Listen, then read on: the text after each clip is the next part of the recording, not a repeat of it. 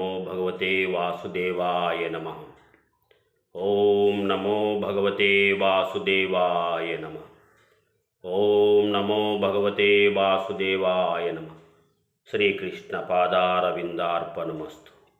जय श्रीमन्नारायण। జ్ఞానులు ఈ సమస్త విశ్వమును తమ దృష్టి ద్వారా భగస్వరూపమునే తలంతురు. వాసుదేవం ఇదం సర్వం ఇట్లు పెక్కు రూపములలో భగవంతుని దర్శించుచు పరమానందమును పొందుదురు. వారు ఆ స్వామి యొక్క ఆశ్చర్యకరములైన లీలను అనుభవింతురు. ఆ పరమాత్మ తన అత్యద్భుత రూపములలో వేల కొలది పాదములను, భుజములను, తొడలును, ముఖములను, శిరస్సులను, చెవులను, కన్నులను, నాసికములను కలిగి అసంఖ్యాకములైన కిరీటములను, కుండలములను ధరించి పలు ఆకృతులతో స్వయముగా విలసిల్లుచుండును. అట్టి పరమాత్మ అద్భుత అవతారములైన ఆ అవయముల ద్వారా ఆ వస్తువులను అనుభవించుచుండుటలను కూడా దర్శించుచు వారు ఆనందించుచుండురు సదా. ఇట్లు పరమాత్మ ఈ సమస్త విశ్వమునకును శాశ్వతమైన బీజము అనగా కారణము. ఆయన పెక్కు లీలావతారములను ధరించుచుండును. ఆయన రూపములు వివిధములగు అవతారములను గని ఆయన తన యొక్క అంశద్వారా దేవ, తిరియక్, మనుష్యాదులను సృజించును.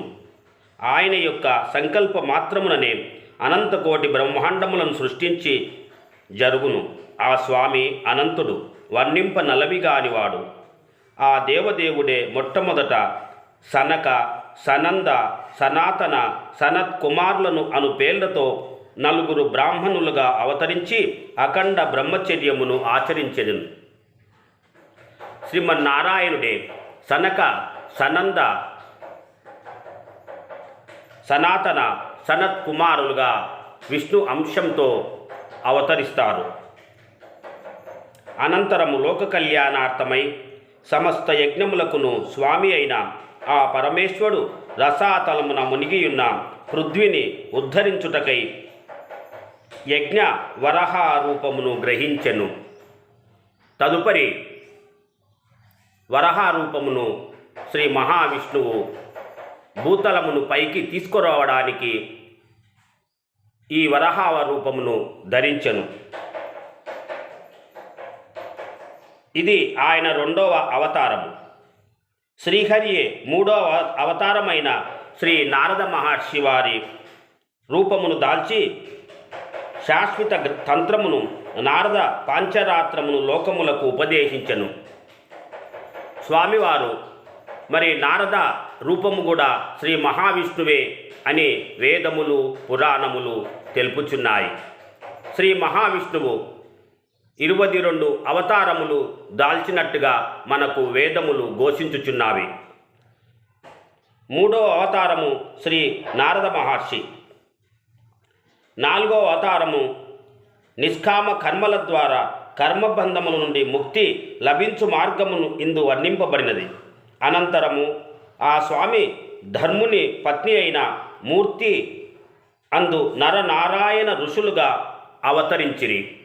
నరనారాయణులుగా 4వ అవతారముగా అవతరించిరి. ఈ 4వ అవతారమున లోక కళ్యాణ భావనతో తీవ్రముగా తపము ఆచరించిరి.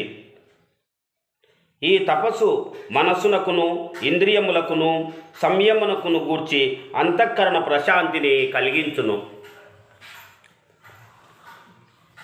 5వ అవతారం నందు సిద్ధపురుషుడైన కపిల మహర్షిగా రూపముతో ఆవిర్భవించెను.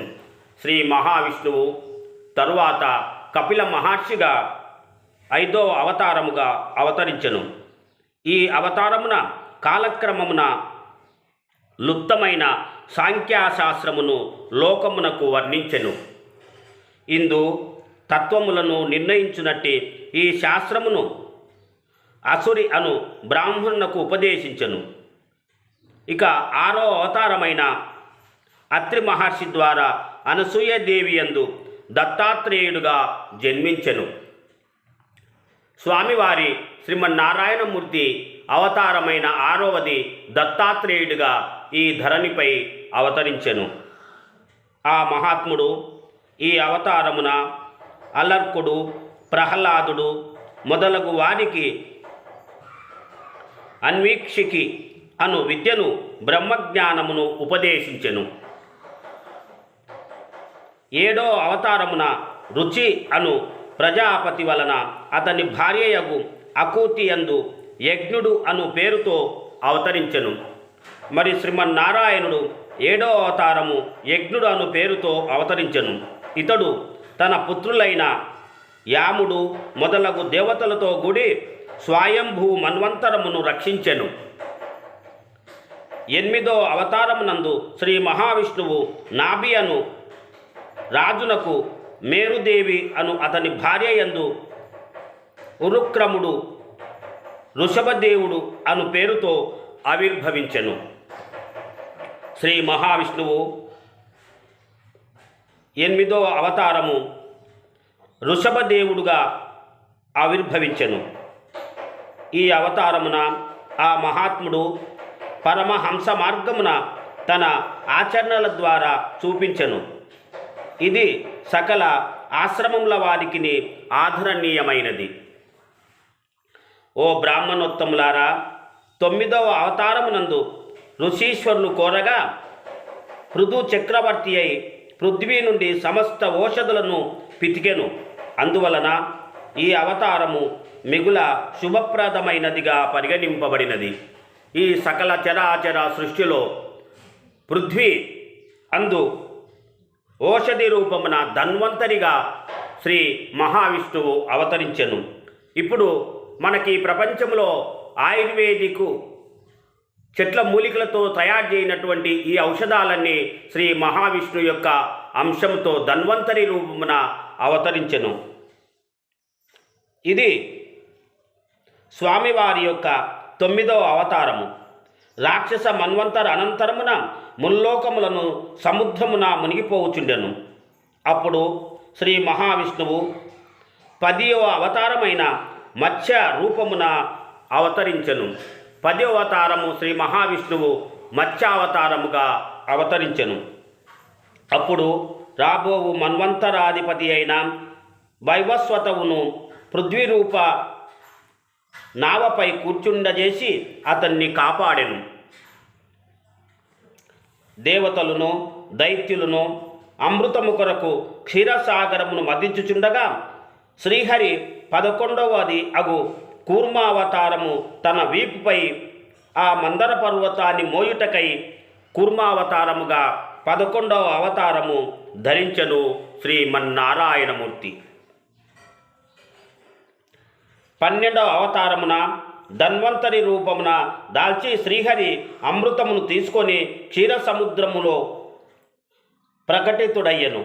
పిమ్మట 13వ అవతారమైన మోహిని రూపముతో దైత్యులను మోహమున ముంచి దేవతలకు అమృతమును పంచి ఇచ్చెను. ఈ మందర పర్వతాన్ని వాసుకి అనగా పామును మందర పర్వతానికి చుట్టి మూతి భాగమున రాక్షసులు, తోక భాగమున దేవతలు పట్టి ఆ మందర పర్వతాన్ని చిలుకగా అందులో నుండి అమృతము ఉద్భవించెను. ఆ అమృతాన్ని దేవతలు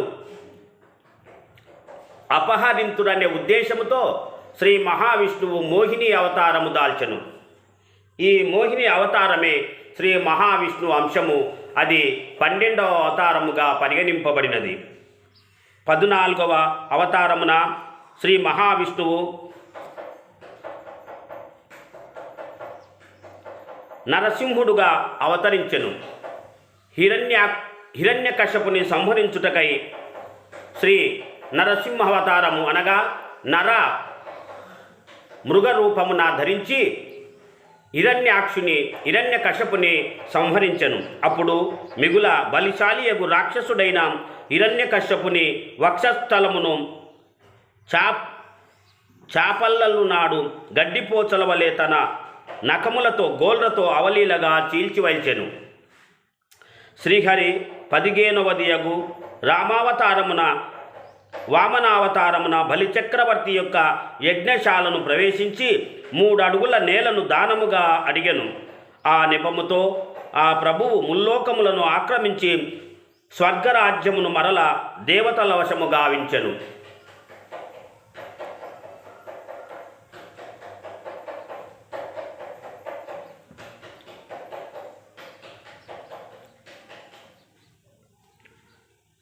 శ్రీహరి 15వ అధ్యాయము వామనావతారమున బలిచక్రవర్తి యొక్క యజ్ఞశాలను ప్రవేశించి 3 అడుగుల నేలను దానముగా అడిగెను. ఆ నెపముతో ఆ మహాప్రభువు ముల్లోకములను ఆక్రమించి స్వర్గరాజ్యమును మరల దేవతలకు వశము గావించెను. బలిచక్రవర్తియు ఆత్మ నివేదన ద్వారా భగవాన్ని ఎడ అఖండ భక్తిని పొందెను. ఆ స్వామి తన భక్త వాత్సల్యమును ప్రకటించుట ద్వారా అతనిని గౌరవించెను. ఆ విధముగా బలిచక్రవర్తి ఆ పరమ పురుషుని అనుగ్రహముతో పుణ్య శ్లోకో బలి రాజా అని ప్రసిద్ధి వహించెను. కార్తవీరార్జునుడు మొదలగు రాజులు దురహంకారంతో బ్రాహ్మణ వంశములను ద్రోహము చేయసాగిరి. అప్పుడు శ్రీ మహావిష్ణువు తన 16వ అవతారమున పరశురాముని రూపమును దాల్చి క్రోధముతో 21 మారులు రాజులపై దండెత్తి భూమండలమున క్షత్రియులు లేకుండా 21 సార్లు భూమండల ప్రదక్షిణ గావించి శత్రురాజులను సమూలముగా సంహరించెను. అనంతరము ఆ ప్రభువు 17వ అవతారమున పరశురామ మహర్షి వలన సత్యవతి దేవియందు వ్యాసుడుగా జన్మించెను. ఆ కాలమున జనులు వేదార్థములను అవగాహన చేసుకొనుటలోను ధారణ చేయుటలోను అశక్తులయ్యుండిరి. అప్పుడు వారికి బోధపడినట్లుగా వ్యాసుడు వేదములను ఋగు యజు సామ అధర్వణ శాఖలుగా ఉపశాఖలుగా విభజించి లోపోపకారణమునర్చెను. లోకకంటకుడైన రావణుని వధించి దేవతల కార్యములు నెరవేర్చుటకై 18వ అవతారమున శ్రీరామచంద్ర భగవానుగా అవతరించెను.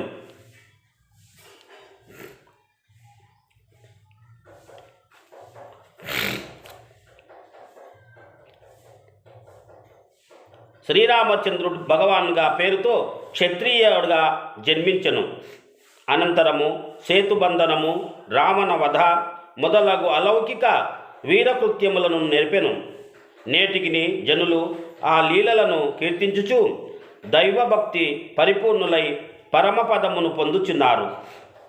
19వ 20వ అవతారములయందు శ్రీహరి యదువంశమున బలరాముడుగా శ్రీకృష్ణుడుగా జన్మించెను.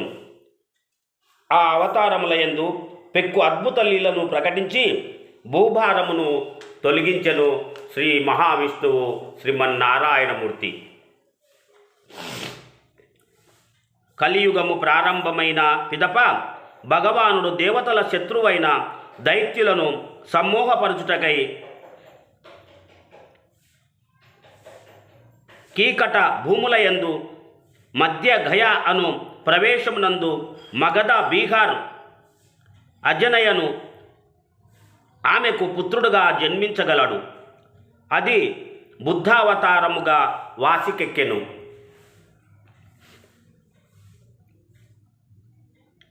పిదప కలియుగ అంతమున కలి కృతాయుగ సంధియందు రాజులు అధర్మపరులై జనులను దోచుకొనుచుందురు.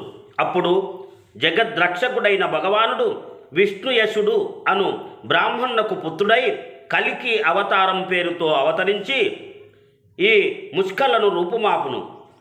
విప్రోత్తములారా, సర్వదా సంపూర్ణ జలముతో కలకల్లాడుచుండేడి మహా సరస్సు నుండి వేల కొలది కాల్వలు ప్రవహించుచుండునట్లుగా శుద్ధతత్వ గుణ సంపన్నుడైన శ్రీహరి యొక్క అవతారములు అసంఖ్యాకములు. అనంతుడగు పరమాత్మ అవతారములు అనంతములు. వాటిని ఎప్పుడూ లెక్కింపజాలరు. ఋషులు, మునులు, దేవతలు, ముని కుమారులు, ప్రజాపతులు, గొప్ప పరాక్రమవంతులైన వారందరూ శ్రీహరి యొక్క అంశ సంభూతులే. వీరందరూ భగవంతుని విభూతులు. కానీ శ్రీకృష్ణ భగవానుడు మాత్రము షడ్గుణ ఐశ్వర్య సంపన్నుడయ్యే పరమాత్మయే. అసురుల విజృంభణతో జనులు కష్టాల పాలైనప్పుడు పరమాత్మ ప్రతి యుగమునందును ఆయా అవతారములు దాల్చి దుష్టులను అణిచి శిష్టులను రక్షించుచు ఆనందించుచుండును. ఇదియే శ్రీమన్నారాయణ భగవంతుని లీల. భగవంతుని అవతార విశేషములన్నీను అతి గోప్యములు. ఆ దివ్యజనులు ఇతర ప్రాణుల వలె కర్మ మూలములుగాక స్వసంకల్ప మూలములు మానవులు ఈ భగవత్ అవతార గాథలను ఉభయ సంధ్యలయందు ఏకాగ్రత చిత్తులై భక్తి శ్రద్ధలతో పఠించినచో వినినచో వారు సమస్త సంసార దుఃఖముల నుండి విముక్తులగుదురు. ఇందులకు సందేహము లేదు.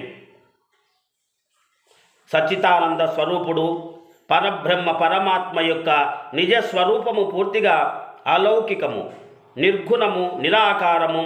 ఆ స్వామి మహాతత్వాది మాయా ప్రకృతి యొక్క గుణముల ద్వారా విశ్వమును తనయందే సృష్టించును. మేఘములు వాయువును ఆశ్రయించి ఉన్నను ఆకాశమునందు ఆరోపింపబడుచున్నవి. పొగకు పైగా ఎగసిన దుమ్ము ధూళి కారణమైనను అది వాయువునందు ఆరోపించబడుచున్నది. అదే విధముగా సాక్షి అయిన ఆత్మస్వరూపమునందు అజ్ఞాన కారణముచే దృశ్యమాన జగత్తును సత్యమని భావించి ఆరోపింపబడుచున్నది. అనగా ద్రష్ట సాక్షియగు ఆత్మయందు దృశ్యములగు శరీర ధర్మములు అజ్ఞానముచే ఆరోపింపబడుచున్నవని ఇందలి ముఖ్య తాత్పర్యము. ఓ జీవులారా, జీవునకు సూక్ష్మలింగ శరీరము అను వేరొక శరీరము మన దేహములో కలదు. అది అవ్యక్తము, కంటికి కనబడదు, చెవులకు వినబడదు, సూక్ష్మమైన ఉపాధిని కలిగి ఉండును. పృథ్వీ మొదలగు పంచమహాభూతములతో ఏర్పడిన కాళ్ళు, చేతులు, మున్నగు స్థూలమగు అవయములు కూడా దానికి ఉండవు. జీవునకు ఈ సూక్ష్మలింగ శరీరం వలన పునర్జన్మ కలుగుచుండును. స్థూల శరీరము, కనబడునట్టి జీవరూపమైన లింగ శరీరము, ఈ రెండింటికి యొక్క ఉనికిని అజ్ఞానముచే ఆత్మయందు కల్పించబడినవి అని గుర్తించి ఆత్మజ్ఞానము ద్వారా తెలుసుకొని వాటిని నిరాకరించినప్పుడు జీవునికి అజ్ఞానము దూరమై జ్ఞానోదయమగును. తత్క్షణమే పరబ్రహ్మ పరమాత్మ యొక్క సాక్షాత్కారము లభించును. ఓం శ్రీ వాసుదేవ పాదారవిందార్పణమస్తు. ఓం నమో భగవతే శ్రీ వాసుదేవాయ నమః. ఓం నమో భగవతే శ్రీకృష్ణ పరబ్రహ్మార్పణమస్తు. ఓం నమో భగవతే శ్రీకృష్ణ పరబ్రహ్మార్పణమస్తు. జై శ్రీరామ్.